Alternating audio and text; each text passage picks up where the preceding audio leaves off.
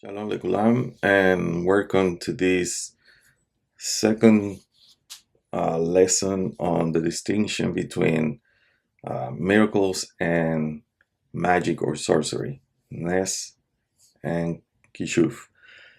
In this part two of our series, we're going to be exploring Tzerufei Otiyot, which is a holy letter combinations, and also what is called the Serpent wisdom, which is the dark knowledge, Hash. And we're going to see that even though we talk about basically darkness and light, and in reality, they're two opposites of the same thing.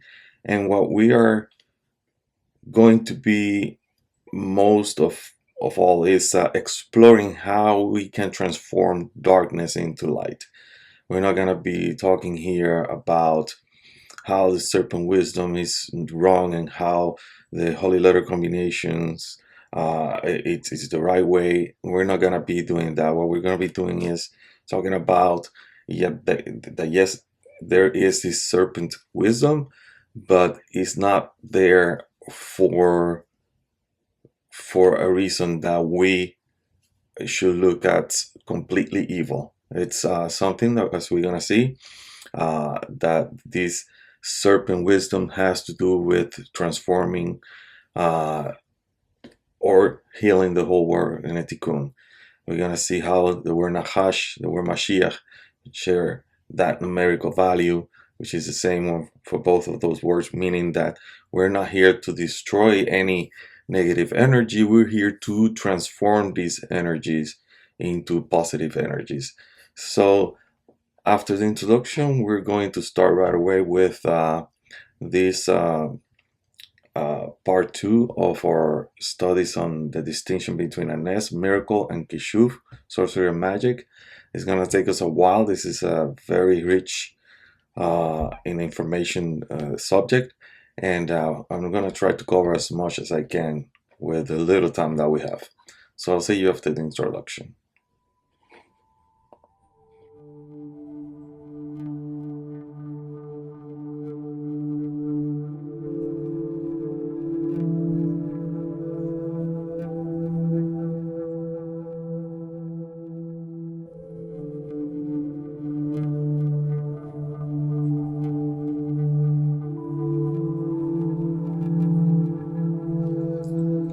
Welcome back. Shalom, Uvracha, peace and blessings for everybody. Today, as I mentioned in the introduction, we're going to be exploring the profound polarity in that we're gonna find as or describe as serpent wisdom. And in Kabbalah, traditional Kabbalah, we're gonna find another wisdom that counteracts that kind of uh, wisdom that is out there. It's called Tzerufei Otiyot, the combination of letters. When we look at them, they seem to be opposites. On one side, the Nachash, which is a serpent, right, the primordial serpent of the Garden of Eden. It's a symbol of temptation, dark wisdom, and the clip. But then when we look at the Tzerufei Otiyot, the holy art of letter permutation, the very method by which the divine creates and sustains the cosmos is expressed with that method. So when we look at those methods of wisdom out there, and I know a lot of people are going to say, hey, the Nachash wisdom is not real wisdom, according to traditional Kabbalah, but it's a wisdom, that is not inherent in Judaism or inherent in the Torah. It was inherited into what we call today Hermetic traditions and other traditions that use the Kabbalah as a tool to explain or to create new methods of doing things out there. However, when we look with the eyes of Torah, these two poles are not simply enemies. They are in fact reflections of one another. mirrors across the great divide of holiness and impurity. To understand one is to understand the other, and ultimately we see that redemption transformed, the serpent into a Mashiach, meaning that we will transform darkness into light.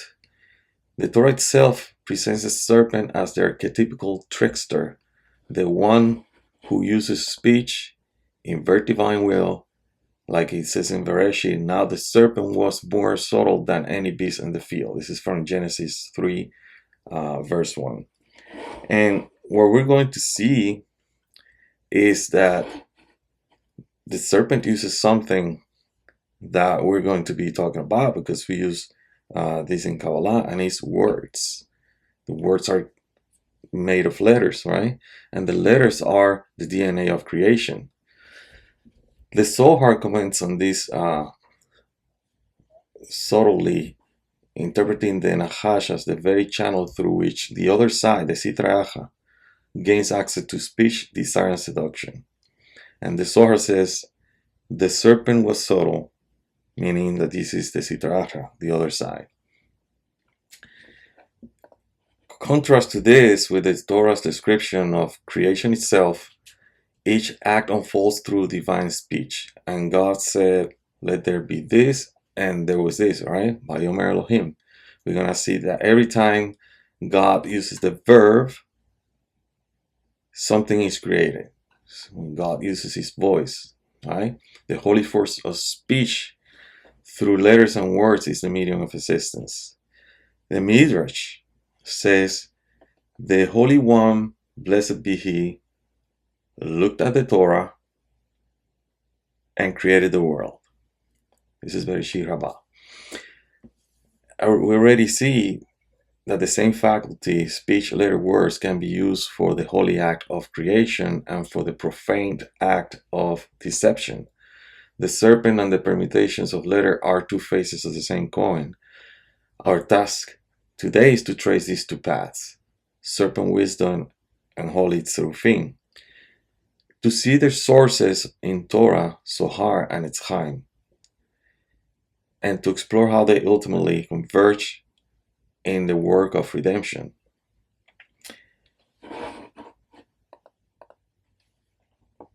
So let's dive a little bit deeper, and let us begin with the letters themselves. In Kabbalah, the Hebrew letters are not mere symbols. They're ontological forces, and they're the building blocks of all reality.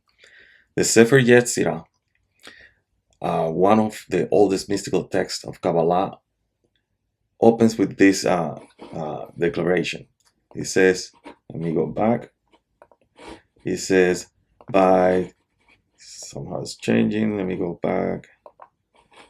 I'm gonna have to here. There you go. By 32 wondrous path of wisdom, the world was created through book, number, and a story. Now you're gonna see Sefarim, Besefer, Besipur, Sipor. So you can see, it's there's three letters there that are repeating themselves, right? And when you really look at it, it's created through book, a number, and a story, right? And this is very important because it's through the voice that everything is created. For example, later Sefer Yetzirah is going to say 22 foundation letters engraved, hewn, weighed, permuted, and transposed through the breath, through voice, and through speech. So it's basically repeating these, but also telling us, that they being, engraved, hewn, weighed, permuted, transposed through the breath, through voice. So it just, the letters changing places, being exchanged one letter for another one, and through that, things were created. The Etz HaChaim, we're going to see that Rabbi Isaac Luria explained in the Etz HaChaim that the 22 letters are the garments of the Sefirot, allowing the divine light to enter vessels and become manifest in the lower worlds. So it says, the letters are the garments of the Sefirot. And the Ramban, Nachmanides, in his introduction to Torah, he writes famously that the entire Torah is composed not of human words, but of a continuous string of divine names, only broken into verses for our understanding. So he says, that the entire Torah is composed of the names of the Holy One, blessed is He. This is a Ramana introduction to the Torah. I'm not going to read the whole thing due to time constraint, but you can pause the video right here and read the whole thing, right?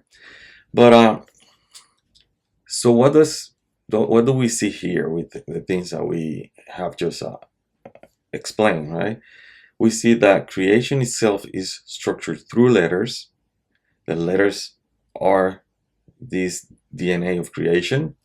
The Torah is the very body of divine names. In fact, there's a teaching that says that all the letters of the Torah are not supposed to have spaces. We create spaces in order to divide the words and have some sense of it, but it's a continuum. It doesn't have any spaces. It's a whole, basically, word or name of God. The letters also serve as garments to clothe the infinite light.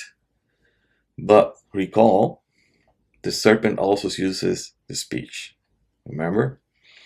So it too permutes the divine words, but in a way that distorts, inverts, and entices. Just as the Torah's letters sustain holiness, the serpent twisting of letters sustain illusion. Already we're going to see this in the holy permutation versus the profane permutations. So let's continue. We're going to talk now about 7 types of Tzerufei Otiyot and the Nachash in Torah and the Zohar. So these types of Tzerufei Otiyot, even though I have 7 here, in reality there are more than that. This itself, it's just a different lesson to cover all of them. But we're going to go over them one by one so you can have an idea of what each of them is all about. The first one is Temurah. So Temurot, replacement or shifts of letters, is similar to substitution, but often involving systematic rotations of the alphabet. The Zohar uses Temurah to reveal multiple layers of meaning and of a single verse. For example, the divine name Ehyeh can, through Temurah, reveal hidden forms connected to Bina. So there's ciphers such as Atshbash, Albam, which we can in a future lesson, talk about them. It's a very interesting subject, one that I personally use a lot for my studies.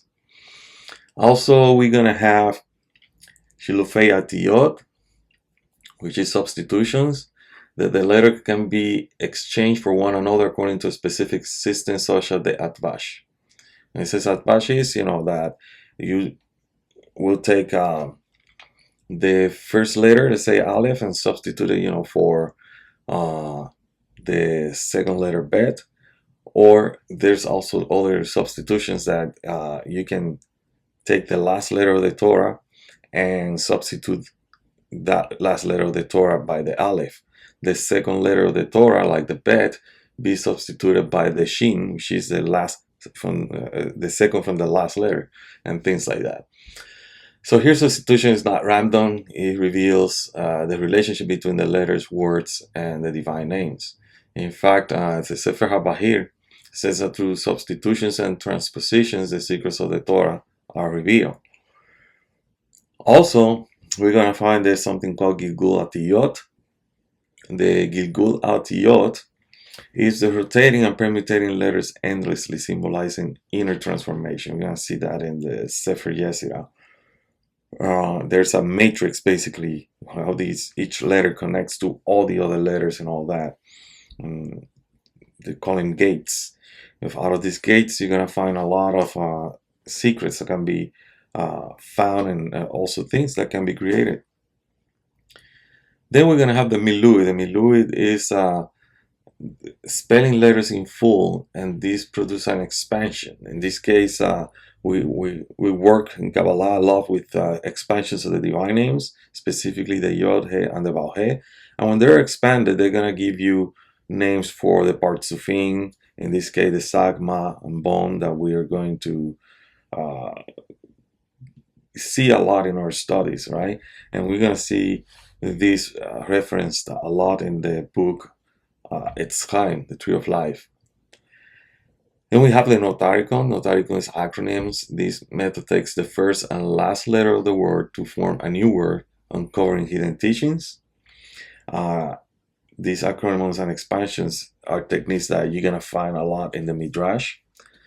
Then you will have also like the Talmud, in which they expand on these acronyms as well. For example, one of the famous one is the method that is called Ani Adonai Rofecha, Ani Adonai Lach Rofa. I, Adonai, am your healer, I am your healer. Here the letters themselves compress meaning into divine assurance or assistance. When we look at this, the first letter or the last letter, it's gonna give you a meaning. It's gonna give you also a numerical value depending what you want to use. If you want to use, the notaricon and also the gematria, which we're gonna talk later. But this is our acronym. For example, the word Amen, Aleph Men Nun. It's an acronym for El Melech Ne'eman, which is our king is trustful or truth, and this is something to keep in mind, because these are methods for us to uncover the secrets behind this DNA of the universe, the letters, in this case the Hebrew letters. Then gematria. Gematria is the numerical equivalences, allowing hidden relationships between words, right? So one of the famous ones that we're going to see is that, and we're going to see later in this study, is, for example, the word Nachash and the word Mashiach. Both of them, Nachash is Serpent, Mashiach is Messiah, both of them have the same numerical value of 358. So what we're going to see is that they are somehow connected.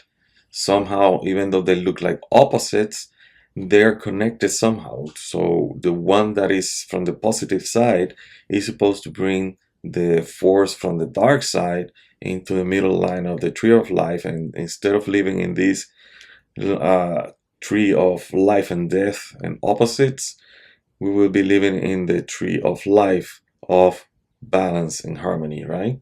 And that's the whole thing that in this lesson we're gonna see. Also, we had Sharei Tzerufim. Sharei Tzerufim, as I mentioned, you're gonna see that in the Sefer Yetzirah, the gates. And it's when you put the letters like in a circle and you make a line that connects each letter with the other letters on that circle, you create a matrix. And that gives you 231 gates when you pair the Hebrew letters. And each of those pairing of those letters will give you a numerical value, will give you also, a notaricon, will give you a lot of things that you can work with, and you can do expansions and all that. In each gate it's like I say, it's a garden. So each letter that you are studying and you're combining with other letters, if you study it by expansion, by numerical value, or look for notaricon, abbreviations or acronyms, you're going to see a lot of things revealed. Then we're going to see there's something called, which I don't have it here in the list, but there's the acrostics. And these come from the Zohar, where it says, the letters of the Torah are the heads of words. So that's the first letter of each word. Each letter at the beginning of the verse or section can form a hidden word. For instance, Psalm 119 is written in an acrostic way, or using the Hebrew alphabet. And each section begins with the successive Hebrew letter and is structured, in the form of a tzeruf. So that's something for you. Like I said, there's a lot of, I only mentioned 7 here, but there's a lot more that you can you can actually study when it comes to how to work with the letters, whether it's using a numerical value or exchanging positions or exchanging one letter for another one. So the Holy Tzerufim expand the Torah's infinite depth. They reveal the divine names, the cosmic structures, and the hidden presence of Mashiach. But just as easily, distorted permutations can give rise to heresy, sorcery, and illusion. This is the edge where Tzeruf meets serpent wisdom. So you're going to find that there's people that practice something called Hermetic Kabbalah, which we're not going to go into the history of it. We're going to go and just expand a little bit of what it is all about, but not really in the history of it. Just know that Hermetic comes from the Hermetic philosophy, and then they added Kabbalistic concepts in order to explain some of the things or to enrich the wisdom. But they use the same methods. The only problem is that they use these methods in order to uncover certain secrets and add it to the rituals and things like that. And this is where there's that edge that you can easily come from the light side to the dark side, because now you're using it instead of discovering something that is sacred. Now you're discovering something sacred in order to bring it to the other side, to the side that is not sacred anymore. So it's equivalent to taking a basin or something that belongs to the holy temple and start using it in a, say, in your kitchen. Something that is sacred now is being used for something personal, which is not the proper way. What is sacred is supposed to be sacred, and not like that. Now the Nachash in the Torah and the Zohar, the serpent, in Bereshit, the Nachash is not just a creature. It is the embodiment of what we call Arur, curse, and Arum, which is cunning, right? Its role is linguistic. It takes the word of God and twisted it. It twisted the word of God.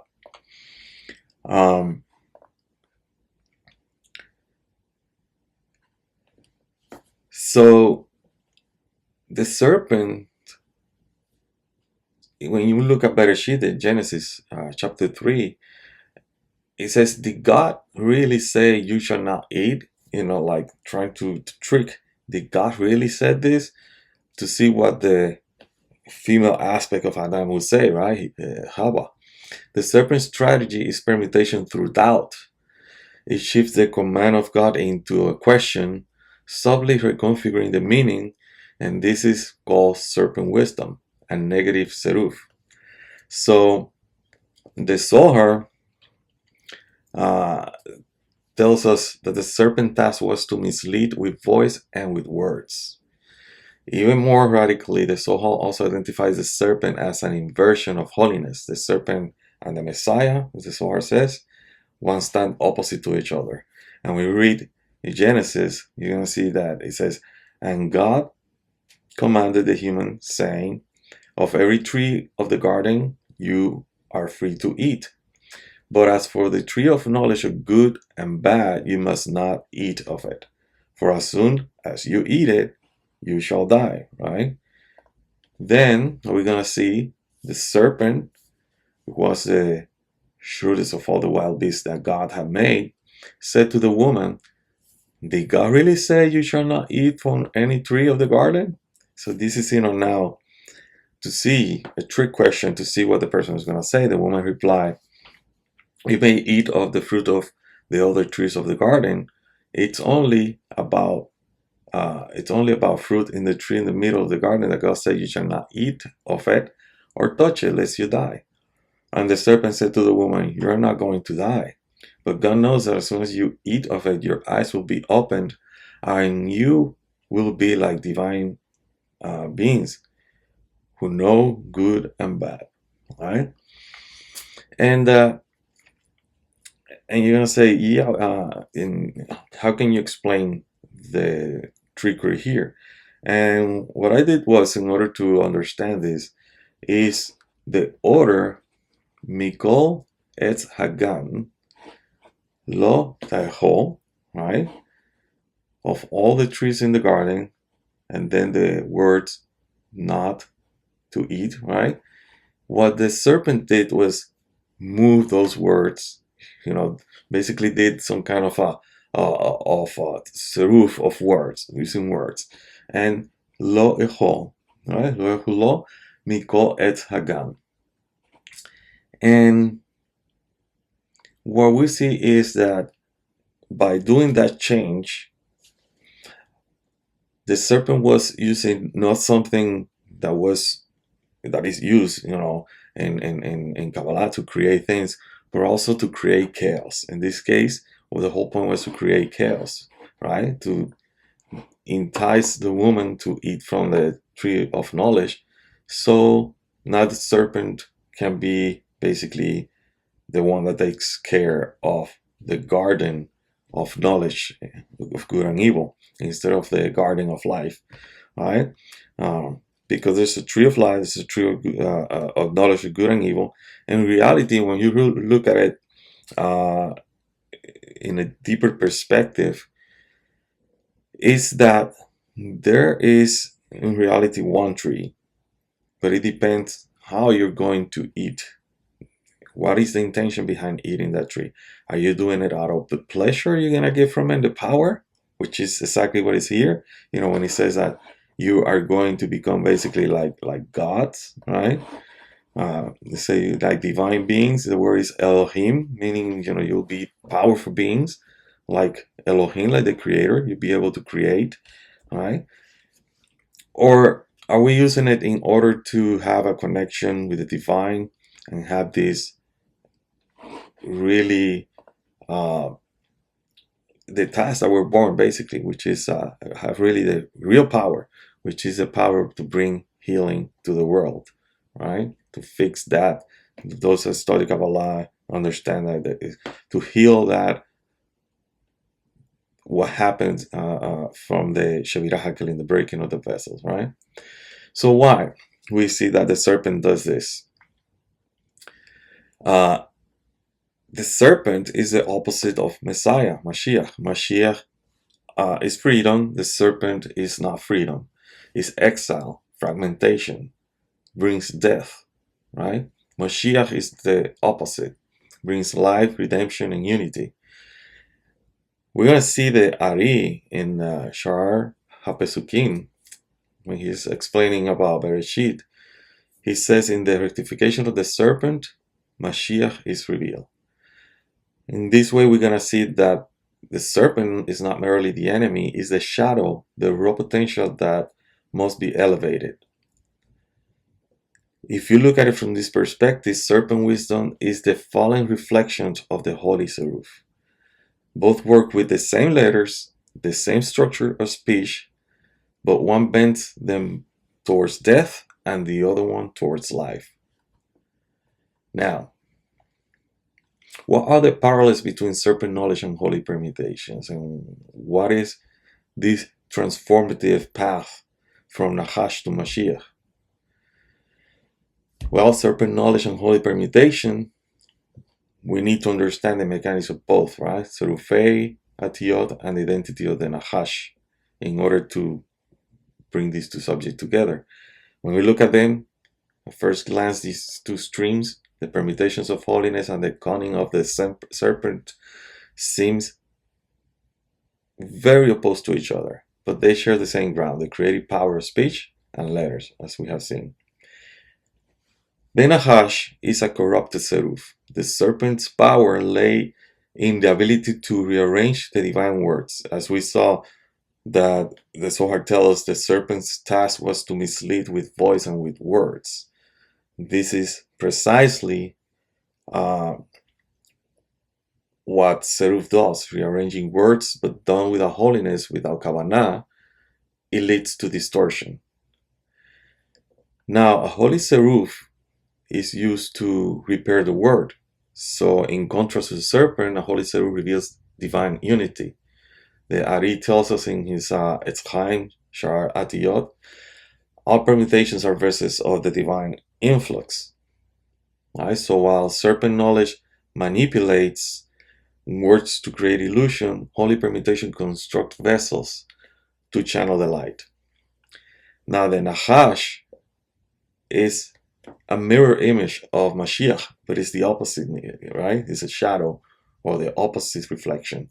And the Zohar tells us that the serpent and the Messiah, Mashiach, one stand opposite to each other. And this is not a coincidence. Both operate through the power of language. Both are linked through gematria. Both are gateways to transformation, one through descent and the other one through ascent. It is precisely because they share the numerical value and the structural essence that one can be redeeming to the other. The skin of the serpent, they're considered the klipot, or coverings. The Midrash,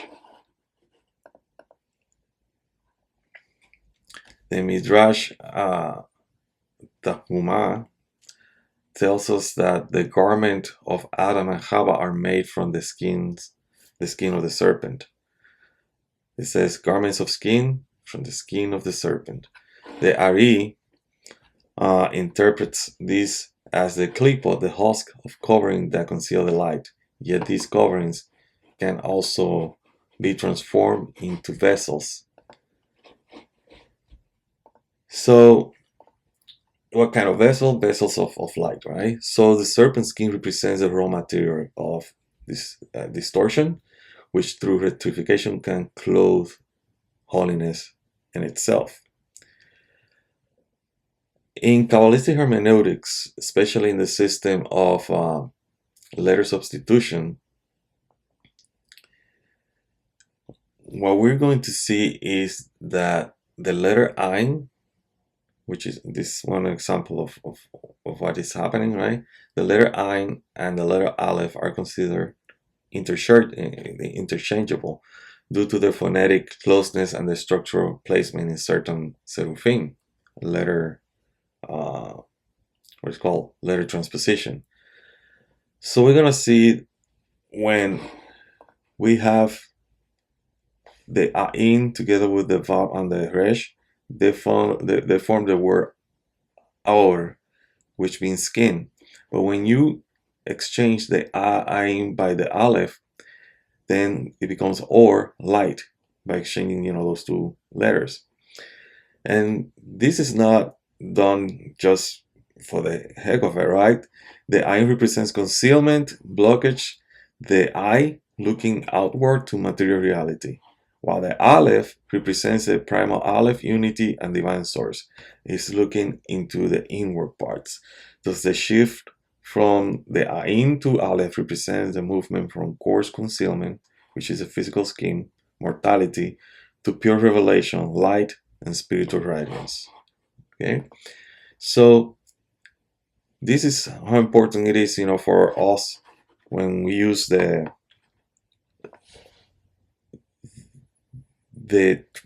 Tzerufim, and we move letters from here to there in order to get certain knowledge and certain mysteries revealed to us.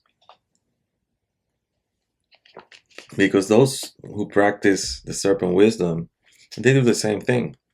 And we might confuse one thing with the other. For example, you Google Kabbalah, and you're going to find sources of the traditional Kabbalah, but a lot of other sources is just about magic, Kabbalistic magic, as they call it, Hermetic orders and things like that.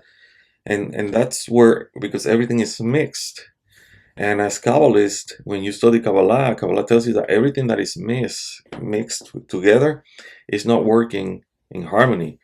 Things have to be separated, and then they have to be united in harmony, make them work together for a higher purpose. But when they're mixed, they're basically against each other, and you don't know which is good and which is bad. But when you separate one from the other, you know which is good, which is bad, and how you can move these opposites together and make them work for the higher purpose, right? So Hermetic Kabbalah, the serpent is often associated with the Kundalini energy, which is this energy that is uh, supposedly coiled inside our being, and when awakened, the person can have powers and see psychic powers and things like that. In Jewish mysticism, we don't adopt the same framework. The resonance is striking, though, because we both speak of latent power that can either poison or redeem you. So this Kundalini can, if you're not ready, destroy you, your physical being and also your psychic being. But it's not aiming towards ascending to a spiritual realm. And there's a confusion between, and Kabbalah emphasizes on that, you have to be careful because there's levels within the dark realm or lower realms that you might confuse that with spirituality, and it's not. Just because you develop certain psychic power does not mean that you are connected to the light. Like you're gonna find some Kabbalistic writings that said, you can either connect to angels or you can either connect to demons, depending on what you're doing, and maybe both of them will give you a sense of prophecy, but one aims to a higher realm while the other one is just an ascension, it's just to drag you down to the cliff, while the other one is to liberate you. So you have to be careful, and this is why you're gonna see that in Hermetic Kabbalah, everything is kind of like forced. You forcing certain energies to do your will instead of you submitting to the will of God and things happening through you as you become that vessel, that conduit of the light of the Creator. In the Hermetic Kabbalah, you are forcing forces to do certain things. You're forcing these forces to help you develop psychic power. You're forcing these forces to reveal to you mysteries, and the mysteries are revealed to you, but is that going to change you as a person? Is that going to be done in order to, um, let's say, heal the world, perform tikkun olam? Or are you doing it for the sake of, as they say, it's just for the sake of knowledge, to basically compete with other people, which I've seen this, people in these practices, they have these different grades and levels, and they start competing each other to see who has the highest grade. It's just like in masonry, which is they have these degrees, they have these degrees, and they measure their knowledge and their advancement through those degrees, because in each degree something is revealed, right? But that means nothing in spirituality. Spirituality, those degrees, doesn't matter which place you are in the ladder, you don't know. You're not supposed to know. And some people might see that you are advanced, that you are a person that is connected to, but in reality, nobody knows which level you are. We can say a person is advanced more than the other, but how much, we don't know. Some people that might seem to be very advanced spiritually, they might just be that. They seem to be advanced spiritually, but they're struggling a lot inside, which is not a bad thing. It just means, that something is working, right? And that's the difference between the two of them. Uh, One is for self-knowledge, power, self-gratification.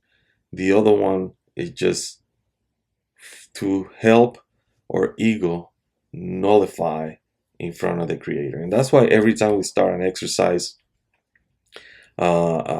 in as a Kabbalist, you're supposed to always acknowledge in front of who you're standing, because you have to approach each exercise, each meditation, as if you were standing in front of the Hakadosh Baruch Hu, the Holy One, blessed be He, and be humble in that sense. Now,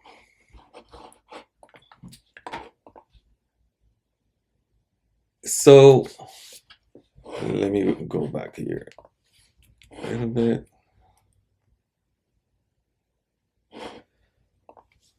So the Ari in Sha'ar HaPesukim teaches that in the rectification of the serpent, Mashiach is revealed, right?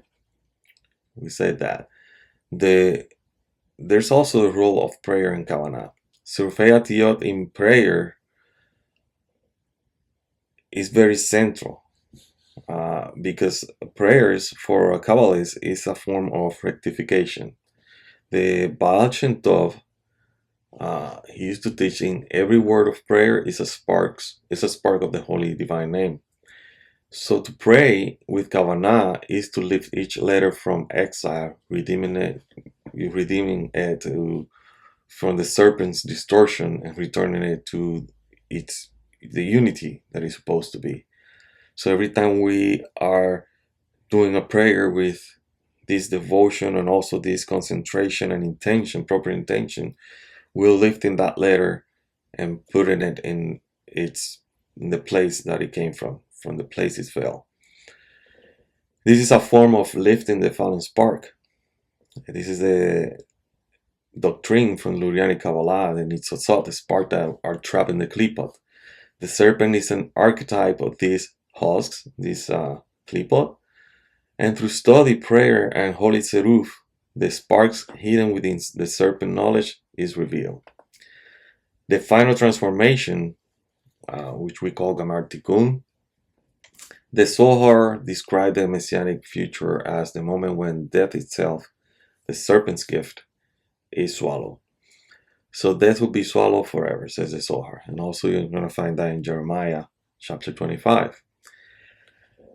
And this is the ultimate reversal. The Nachash, bringer of the death, becomes the very condition for eternal life when rectified.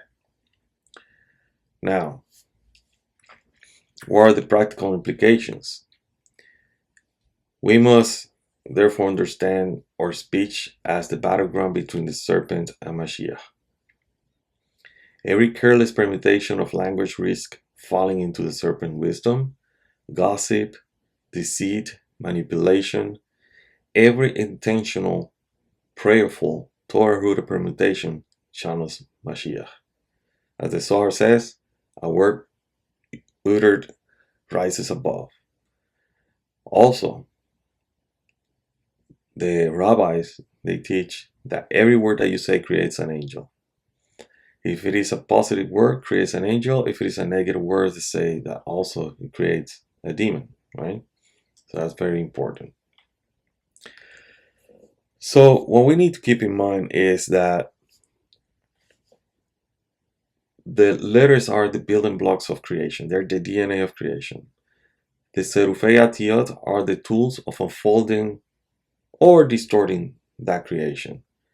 The Nachash represents the fallen Tzeruf, while Mashiach embodies the redeemed Tzeruf. Thus the task of us, human beings, and of Israel in particular, is to transform the serpent wisdom into holy permutation, so that exile becomes redemption and death becomes eternal life. This is the secret behind the number 358 for Nachash and Mashiach, shadow and light both inscribed in the same letters, awaiting rectification. Now that we know what it is all about, that these forces are basically opposites of the same thing, and that one is going to help the other one. Let's talk a little bit about the origins of Hermetic Kabbalah and the differences between Hermetic Kabbalah and regular Kabbalah teachings from Judaism or traditional Kabbalah. In Jewish Kabbalah, emerges within Rabbinic Judaism and is grounded in Torah, Talmud, and Midrash. Traditional Kabbalah from Jewish origin has canonical and mystical text like the Torah, the Sefer Yetzirah, Sefer Bahir, the Zohar, the writings of the Ari, Exancluria, most recently also the writings of Baal HaSulam, which have helped reveal Kabbalah to the masses, thanks for the way that he wrote Kabbalah was for modern people to understand it. Also, Jewish Kabbalah developed as an interpretative and devotional tradition. It's related to mitzvot, commandments, prayer study, and personal refinement, which is very central. Not about power, but about becoming a good person, a better person. Hermetic Kabbalah developed in the Renaissance Europe around the 15th and 17th century, and it was developed particularly among Christian and later occultist circle as a Rosicrucian and other secret orders. Rooted in Latin translations of Jewish Kabbalistic texts, it blended with Neoplatonism, Hermeticism, astrology, and alchemy. It was popularized by figures like Giovanni Pico della Mirandola, and later by the Golden Dawn, an order, Hermetic order, the Golden Dawn, and a person who used to call himself the Beast, Aleister Crowley. Thus, Hermetic Kabbalah is not part of the living Jewish chain of transmission, the Mesorah. It is an interpretative, borrowing, non-contextualized form of Kabbalah that was brought into what we call Western esoteric tradition. Now, in these two traditions, the Jewish tradition and the Hermetic tradition, there are theological differences as well. In Jewish Kabbalah, the Sephirot are emanations from Ein Sof, not independent entities. Working with divine names is only permitted within the boundaries of what is called halakha, the law, primarily through prayer, meditation, and Torah study, and it aims for the cleaving to God, the Dvekut, and also it aims for tikkun, rectification of creations, and fulfilling commandments, mitzvot. In the Hermetic Kabbalah, the Sephirot are often reimagined as archetypical energies or magical spheres. The divine names are sometimes treated as magical formula for personal power or ritual effect, and the goal is often self-deification, power, or what we call magical mastery, rather than service to God through Torah mitzvah. This difference in purpose is crucial. One is covenantal, right? A pact made with God and God-centered. The other one is esoteric and is human-centered. Now, the authority and transmission is also very important here, the differences. Authentic Kabbalah insists on initiation through a teacher, preparation through Torah learning, observance of commandments, and moral refinement. In Hermetic Kabbalah, there's no such requirement. It is accessible through books, often detached from halachic practices. And if you belong to one of these secret groups or society, they have what we call degrees, in which that's how this knowledge is revealed to you. And you're supposed to gain certain psychic abilities and knowledge for each of these levels or degrees. This breaks a chain of oral and experiential transmission that Kabbalah actually teaches, because Kabbalah means receiving. In that way, Hermetic Kabbalah, it's not considered legitimate within Judaism. Now, why scholars still compare them, and why it is important for us also to know about this? It's because, like I said, you Google Kabbalah and you're gonna find, Hermetic Kabbalah everywhere, in these groups or societies that study these type of Kabbalah. They're everywhere on the internet, right? But even though Hermetic Kabbalah is not part of Jewish tradition, it's often draws from it actually borrows everything from symbols, Hebrew letters, and Sephirotic diagrams from the traditional Kabbalah. And what's happening is that this makes it useful for comparative religion, history of ideas, and exploring Western esotericism. But from a Jewish standpoint, it is foreign, and it is grafting something to a philosophy that is not authentic Kabbalah. So we need to keep in mind the differences. Hermetic Kabbalah lacks the Mesorah, which is the authentic chain of transmission of student receiving from a teacher, and those students becoming teachers and transmitting to other students. Although today you're gonna see that transmission is not as clear as before.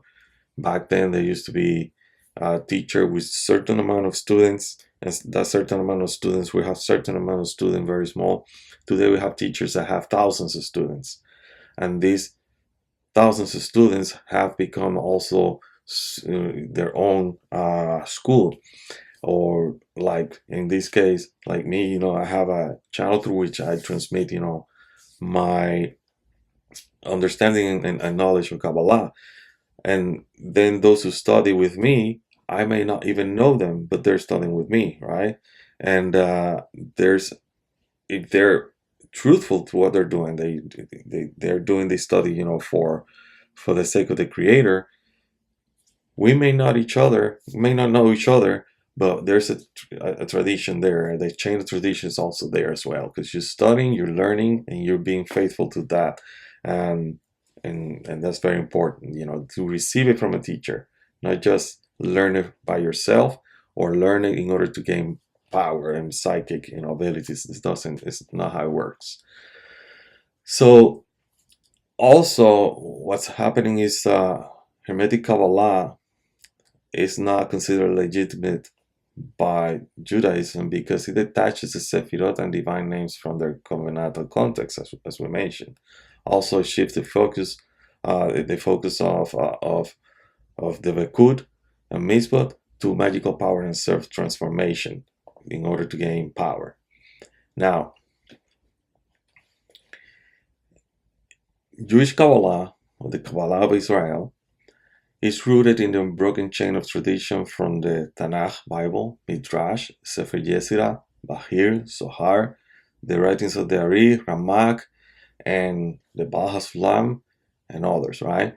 The texts are written in Hebrew and Aramaic, with inner layers of meaning tied to the Hebrew letters, grammar, and the Torah. The Hermetic Kabbalah, which developed in the Renaissance Europe, adapts Kabbalistic ideas but removes them from the Torah-based framework. It fuses Kabbalah with Neoplatonism, astrology, and Christian symbolism. In fact, one of the things that you're going to find is that some of I think it's Eliphas Levi, the name of the person. It's not his real name. He changed his name in order to sound Jewish, but he was trying to reconcile Jewish Kabbalah with Christianity to basically show that these two groups were actually one when it comes to Kabbalah. Why it failed? It failed because it fell into the Nachash, side, meaning the Tzeruf, changing words in order to accommodate Christian doctrines and things like that, to the point until it fell to the Hermetic tradition, and then that purpose was eliminated. Now the purpose was kind of different, going to ritual magic and all that. In Jewish Kabbalah, the letters themselves, the Otiyot, are vessels of divine energy. Changing language, for example, translating into Latin and Greek, like the Hermetic Kabbalah did, shifts or even distort the meaning. Hermetic Kabbalah uses the tree of life diagram, but often assigns Greek, Roman, or Egyptian gods, tarot cards, and astrological correspondences. These are not part of the origin of mystical grammar of the Ari or even the Zohar. So when you study Kabbalah without the Hebrew, it's like studying quantum physics only through metaphors and not using the math itself. It's something that is really, like it just becomes a philosophy and it's not experiential. Jewish Kabbalah, its purpose is the Bekut, cleaving to God, the Tikkun Olam, the Avodat Hashem, divine service. It is always framed within the mitzvah, prayer, and refinement of the soul. Hermetic Kabbalah, on the other hand, the purpose often shifts to personal power, magical manipulations, or esoteric knowledge that may sound similar in the surface, but the orientation is anthropocentric, human-centered, not theocentric, which is God-centered, as the Jewish Kabbalah does. The Ari writes in Etzheim that the entire purpose of Kabbalah is to understand the process of divine emanation so that we can return creation to its source. That's very different from a system of magical correspondences in which you're learning, understanding the process of divine emanation in order for you to gain power or psychic abilities and things like that. That's not what Kabbalah aims. It's not the purpose of Kabbalah. Now, the Sefirot in the Jewish Kabbalah are dynamic divine attributes like Chesed, Geburah, Tiferet, which describe how the infinite flows into creation. The Hermetic Kabbalah, the Sefirot, are used or become abstract archetypes linked to non-Jewish pantheons, tarot, trumps, or psychological stages. While this is very creative, this loses the integrity of the original system, where every Sephirah is deeply tied to the Torah and Mitzvah. Chesed, for example, Chesed would be Abraham, Geburah, Isaac, Tiferet, Jacob, and things like that. Not Zeus, any kind of other god that is there, Jupiter, and all kind of stuff. Now, there's a spiritual risk. Kabbalah is like the Ramban and the Ari warn about distorting mystical practices without the proper grounding. Using sacred names or divine structures outside their covenantal framework can be spiritually dangerous. And this is written in the Zohar, volume 2, page 208. And that's very important to keep in mind, because in Hermetic Kabbalah often we're gonna see these divine names used into magical formulas, which according to Jewish tradition can lead to spiritual harm or at least emptiness. You're gonna see people sometimes go crazy. In fact, if you study the life of some of these I don't say famous, but very well known Hermetic Kabbalists. For example, one of the names I mentioned, Aleister Crowley. You study their lives; they were not living, really happy lives. Their desire for power outrun their desire to connect with spirituality. And in the end, you really look at them; they didn't have really happy deaths. They were empty, or they end up, crazy, or family members died a consequence of this, because you're basically feeding demons instead of working with the energies of light, and that's very dangerous. In fact, this is a reason why teachers like the Arizal discourage the use of certain, what we call certain Tzeruf or actions that are done in Kabbalah, like amulets and all kind of stuff, because it may fall. A person might be so ignorant in how to do these things that may fall into the realm of the serpent. So in order to eliminate that, you create what is called a fence. Basically, you create this is not something that we should do. This is, in reality, when you study Kabbalah, those things are not the primary reason you study Kabbalah. Should not be. I see a lot of teachings out there about Kabbalah. They brand as Kabbalah, and it's all, you should drink water in this way. You should not do that, and that's not even Kabbalah. Kabbalah doesn't worry about how you put in your shoes or anything like that. It's not about that. That's more superstition. and they reframe it with the word Kabbalah in order to make it look like, oh yeah, we gotta do this stuff. Yes, you have to be mindful of every action that you make, but to get it to the point that like they frame it like, don't do this, and this water, you need to do this with the water, you need to put this shoe first or not, it's all different. You gotta know the difference between illusion and reality. And this is why some of the Kabbalists, when they were teaching about these things, they were saying, don't do it, don't practice it. Worry more about your soul, worry more about studying and then doing this practical Kabbalah, because this practical Kabbalah might lead you to the realm of the Nachash. And you will pay more attention to that than to your spirit. You'll be paying more attention on how you're wearing or how you're putting your shoes than to how do I need, to acquire the proper Kabbalah in order to study. And that's why, it was discouraged, and it's still discouraged by a lot of them. Like, they're saying that's not important, right? One of the biggest examples we have out there, the use of the red string.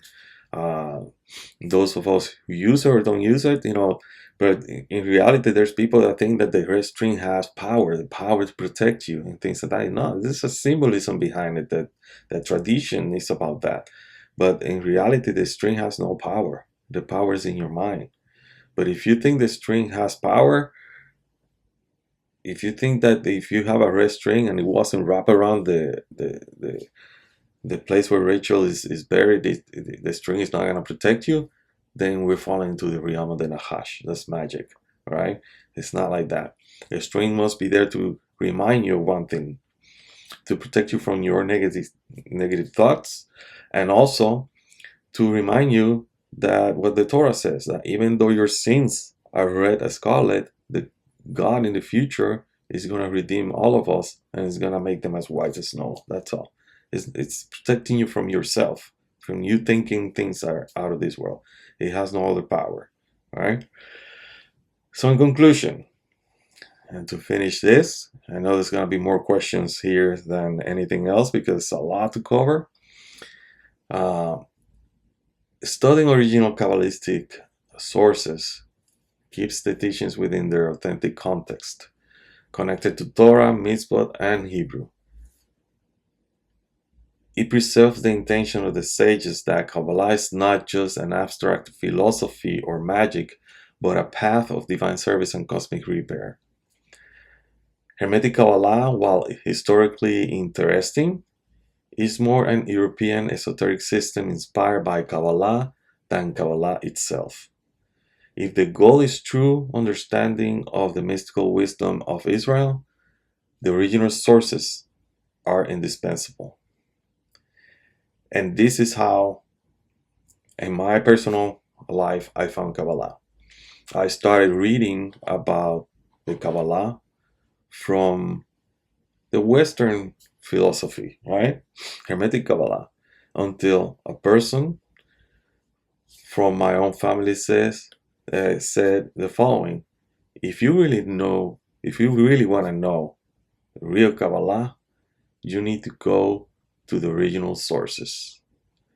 And back then I didn't know where I was getting into, but as soon as I started reading from those original sources, that's when I decided then to join officially the people of Israel, and also to start learning Kabbalah from the original sources and teachers out there.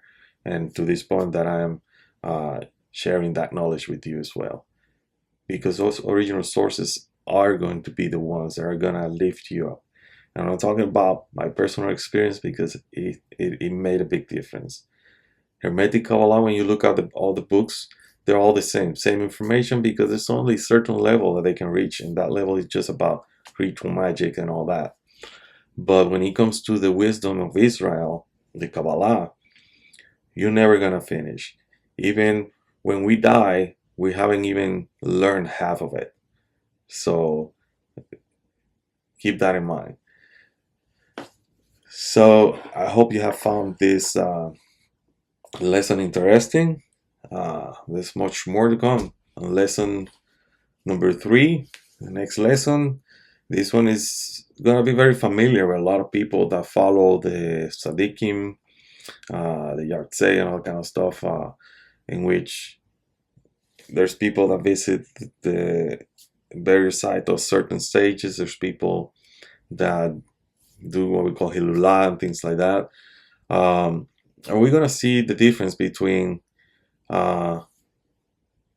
consulting the dead and remembering righteous soul? There's a big difference, and this was a subject that I myself struggled a little bit when I was learning Kabbalah. Why do we need to go to the burial site of certain people and pray? Isn't that like idolatry?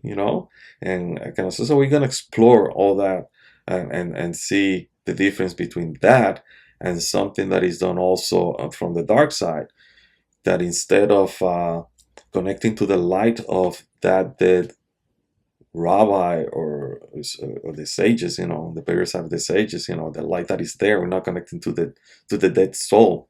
We're connecting to the light of that soul. There's a difference between the dead and life, right? As I say, when a person that is righteous is dead, is considered as it is alive. When a live person is a bad person, is considered as a person is dead. So there's a big difference.